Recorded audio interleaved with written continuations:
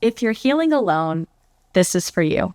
When you spent your whole life putting others first, when you were never anyone's priority, what does it even feel like to finally choose yourself? A 2024 national study found that 62.8% of U.S. adults reported at least one adverse childhood experience. Emotional abuse was the most common.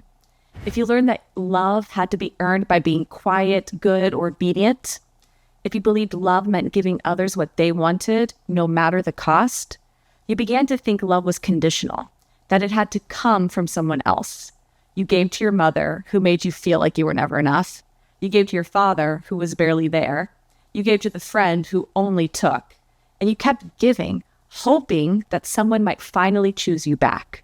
But when you realize that everything you gave away was what you needed most, that's where healing begins. And if you're healing, even if no one stands beside you, do it anyway. I'm Jordan Travers, a licensed psychotherapist. Let me show you how, with 2 decades of clinical work and research, I've seen this truth. Healing begins when you acknowledge that something was hurt. And if you're watching this, you've already taken the hardest step. No 2 wounds are the same. That's why emotional healing is so personal. But to know how to heal, we must first ask, what exactly hurts? In 2020, Professor Veena Kumari, a British neuroscientist, explored these invisible wounds. She looked at what happens when love is withheld, when no one asks how you feel, when your emotional world is unseen. Her review of large-scale global data revealed something staggering. 18% of adults reported physical abuse. 36% reported emotional abuse. 18% reported emotional neglect. And that means over half of adults endured emotional trauma that left no visible scars. Yet, these are the wounds we talk about the least. Why? Because emotional neglect is quiet. There are no bruises, no police reports, just constant criticism, indifference, or silence. A parent who never said, "I'm proud of you." A caregiver who never asked, "What was wrong?" Teachers who punished sensitivity or singled you out for your race, your body, or your voice. And what Professor Kumari found next was even more sobering. Children who endure emotional abuse or neglect don't just suffer in childhood. They grew up more vulnerable to nearly every psychiatric condition. Depression, anxiety, eating disorders, psychosis, personality disorders, and addiction. These are what's known as a transdiagnostic risk factor. They don't lead to one disorder, they disrupt your entire emotional system. They reshape the brain. They damage how we process stress. They impair how we relate to others. And unlike physical injuries, these wounds don't fade. They follow you into adulthood and into old age. So what exactly hurts? Sometimes it's not what was done to you, it's what was never done to you. And now you get to give yourself what no one else did.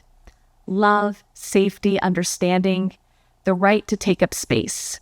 But first, you have to forgive the version of you who stayed. The one who didn't know better, who only wanted to feel loved.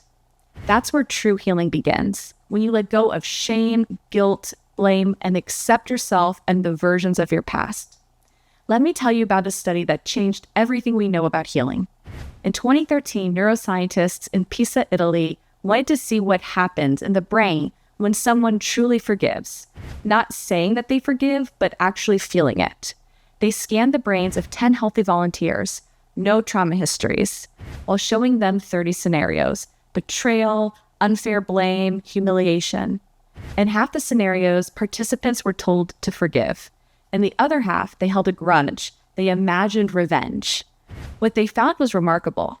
Forgiveness lit up a network of 3 key regions, one that regulates emotion, one tied to perspective taking, and one linked to empathy.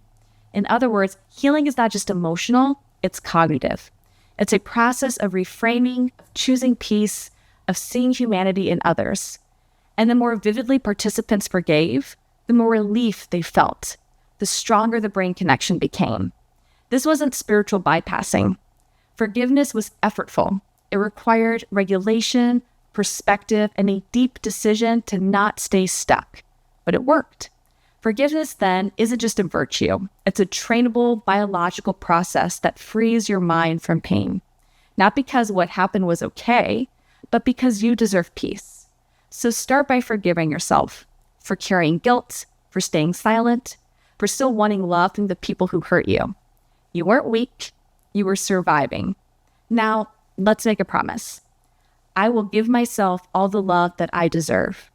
Begin with the part of you that was hurt the most and silenced the longest. Reconnect with your inner child. Write a letter. Grieve what you never got, the love, the safety, the words. Then promise from this moment on that I will give myself what others never could. You're not waiting to be chosen anymore. You choose you.